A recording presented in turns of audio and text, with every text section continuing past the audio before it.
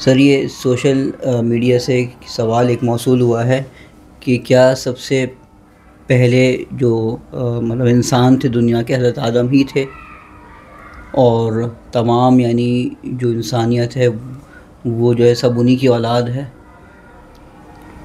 کیونکہ مختلف رنگ و نسل کے دکھتے ہیں لوگ، تو کیا تو قرآن میں ذکر ہے ایسا؟ ایک سوال موصول ہوا ہے کہ حضرت آدم، ان کو ابو البشر بھی کہا جاتا ہے کہ انسانوں کے باپ، اور ہمارے ہاں عام طور پر یہ بات مشہور بھی ہے، ہمارے ہاں کیا مختلف مذاہب میں بھی یہ بات ہے کہ آدم سب سے پہلے پیدا کیے ہوئے انسان تھے، بنائے ہوئے انسان تھے، جن کو اللہ نے کریٹ کیا تھا، اور کریٹ کرنے کے بعد ان کے بارے میں یہ بیان کیا ہے کہ اس کو ابلیس اور فرشتوں کو سجدہ کرنے کا حکم دیا۔ پھر وہ آپ لوگوں کو سب معلوم ہے کہ آگے کا جو واقعہ بیان کیا جاتا ہے، میں ابھی اس واقعے میں تو خیر نہیں جاؤں گا تفصیل سے، سوال کی اوپر ہی رہتے ہیں۔ سوال یہ ہے کہ کیا حضرت آدم ہی ابو البشر ہیں؟ کیا ان کے ذات سے ہی پوری انسانیت کا وجود قائم ہوا ہے؟ تو دیکھیں، پہلی بات جو ہے وہ اس بارے میں کچھ نکات ہیں، ان کو سمجھ لینا ضروری ہے۔ اس کے بعد آپ کو خود سمجھ میں آ جائے گا کہ ان ترجموں کو کس درس کے اوپر کس طریقے سے سمجھنا ہے۔ حضرت آدم کے بارے میں جو بیان کیا جاتا ہے کہ وہ سب کے باپ ہیں، ان کے ہی ذات سے انسانیت کا وجود قائم ہوا تھا، ان کے ہی جسم سے ان کی بیوی کو، یعنی جن کا نام حوا بیان کیا جاتا ہے، ان کا جنم ہوا تھا۔ پھر وہ دونوں صبح اور شام باپ بنتے تھے، ماں بنتی تھیں، ان کے ہاں بچوں کی ولادت ہوتی تھی، جڑواں بچے پیدا ہوتے تھے، اور جڑواں بچے پیدا ہونے کے بعد آپس میں ان کا نکاح ہو جاتا تھا۔ اس طرح انسانیت آگے بڑھتی رہی ہے۔ بچوں کا پیدا ہو جانا، ان لوگوں کا آپس میں تعلق بنا کر صبح شام بچوں کی ولادت، اور ان دونوں بچوں کا، جڑواں بچوں کا آپس میں نکاح ہو جانا، ایسی کوئی بات قرآن کے اندر موجود نہیں ہے۔ اس بات کو سب سے پہلے ذہن نشین رکھیے گا۔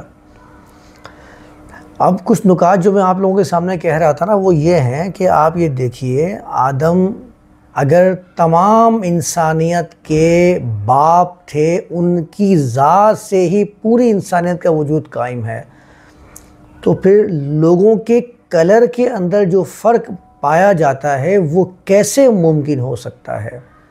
ممکن ہی نہیں ہو سکتا ہے کہ ایک ہی باپ سے پیدا ہونے والے، اسی ذات سے پیدا ہونے والی عورت بھی ہو، اور ان کے بچوں کے درمیان میں کلر میں بھی فرق آ رہا ہو۔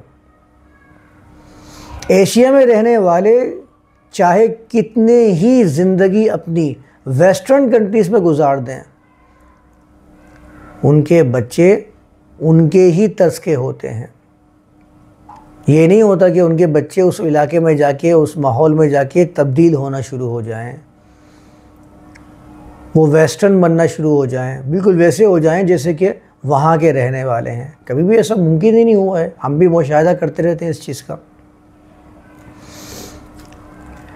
جب ایک ہی ذات سے پیدا ہونے والے تمام انسان ہیں، تو زبانوں میں فرق کیسے ممکن ہو سکتا ہے؟ آپ خود سوچئے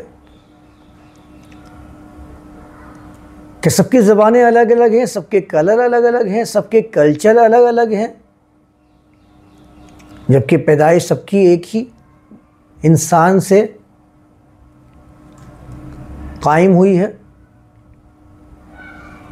یہ وہ چیزیں ہیں جو حقیقت کے میدان میں پوری نہیں اترتی ہیں۔ اور پھر آپ یہ دیکھیے کہ جو ہمارے سامنے یہ بیان کیا جاتا ہے کہ صبح اور شام آدم اور حوا کے ہاں بچوں کی، جڑواں بچوں کی پیدائش ہوتی تھی، اور وہ جڑواں بچے آپس میں ہی نکاح کر لیا کرتے تھے، تو یہ تو بہن بھائیوں کا نکاح آپس میں کیسے ممکن ہو سکتا ہے؟ آپ یہ سوچ سکتے ہیں؟ اگر بہن بھائیوں کا نکاح ممکن ہو سکتا ہوتا اور یہی فطرت کا قانون تھا، تو بہن بھائیوں کا نکاح تو فطرت کے مطابق ہوا، فطرت کے خلاف نہیں ہوا۔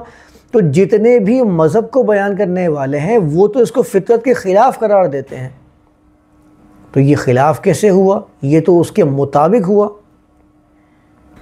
اور چلیے اس کو اگر ہم کہانی قرار دے کر تسلیم نہیں کرتے ہیں کہ ٹھیک ہے ایسا کوئی واقعہ قرآن میں بیان نہیں ہوا، حتیٰ کہ روایات میں بھی بیان نہیں ہوا ہے، پھر بھی ایک ہی انسان سے پیدا ہونے والے پوری انسانیت آپس میں بہن بھائی تو ہوں گے نا۔ مطلب آج میں اس زمانے کے اندر بھی جس سے بھی نکاح کرتا ہوں تو وہ اس کی جو اصل ہے وہ ہے تو آدم ہی، تو وہ تو رشتے میں تو میری بہن ہی لگے گی، تو نکاح کیسے ممکن ہو سکے گا؟ جب بھی بات یہ آئے گی کہ فطرت کے اندر نکاح بہن اور بھائیوں کا یہ بالکل جائز ہے اور فطرت کے مطابق ہے، تو اس بات کو آپ ذہن میں رکھ لیجئے۔ یہ وہ نکات ہیں جو سمجھنے والے ہیں۔ اب قرآن کی آیات کے ترجمے بھی بیان کیے جاتے ہیں۔ مثال کے طور پر انی جاعل فی الارض خلیفہ والی آیت پیش کر دی جاتی ہے۔ دیکھیں جاعل کا مطلب خالق نہیں ہوتا، کسی کو کسی منصب سے سرفراز کرنے کے لیے جاعل آتا ہے۔ انی جاعلک للناس اماما، جب ابراہیم رسول اللہ کو اللہ نے فرمایا تھا تو کہا تھا میں تمہیں انسانوں کے لیے امام بنانے والا ہوں، اس کا مطلب وہ موجود تھے۔ تو انی جاعل فی الارض خلیفہ آیا ہے، خالق فی الارض خلیفہ نہیں آیا ہے۔ یہ تو منصب اور ذمہ داری کو کسی کے ذمے لگانے کے لیے استعمال ہوا ہے۔ باقی جتنے تراجم قرآن کے اندر آئے ہیں نا، نفس واحدہ، ایک نفس سے، تو نفس کا مطلب بھی صرف جان نہیں ہوتا، نفس کا مطلب تو طریقہ کار بھی ہوتا ہے، طرز بھی ہوتا ہے، قانون بھی ہوتا ہے۔ ایک ہی قانون کے مطابق پوری انسانیت کی پیدائش ہوئی ہے، اس جہت سے ہر انسان ہونے کی حیثیت سے برابر ہے۔ یہ پیغام واضح ہے اس آیت کے اندر، سورہ نساء کی پہلی آیت کے اندر، اور بھی دیگر مقامات جہاں آدم کا نام آیا ہے، قصہ آیا ہے، اس کو تو خیر میں تفصیل سے بیان کروں گا، لیکن آپ پہلے یہ نکات سمجھ لیجئے، آپ کو خود بخود بات سمجھ میں آنی شروع ہو جائے گی۔ کس طرز پر قرآن نے بیان کیا ہے یہ سب ہم ان آیات کا ازسر نو جائزہ لیں گے تو بات واضح ہو جائے گی۔ سوال جو ہمارے سامنے آیا تھا وہ نکات میں نے بیان کیے ہیں، ان نکات کی روشنی میں آپ ترجموں پر نظر ثانی کرنا شروع کریں، حقائق کی روشنی میں رکھیے، اللہ کے قانون کی روشنی میں رکھیے، آپ کو خود سمجھ میں آئے گا کہ ان ترجموں کو کس طریقے سے سمجھنا ہے۔ جیسے کہ میں نے مختصر بیان کر دیا، انی جاعل فی الارض خلیفہ، نفس واحدہ، نفس کا معنی عربی زبان میں دیکھ لیجئے، قانون، طریقہ، یہ سب ہوتا ہے، تو بات کلیئر ہو جائے گی۔ تو میرے خیال سے یہاں تک بات سمجھ میں آ گئی ہوگی، باقی تفصیل میں اس کے مقام پہ جا کے، ہر آیت کے مقام پہ جا کے بیان کروں گا۔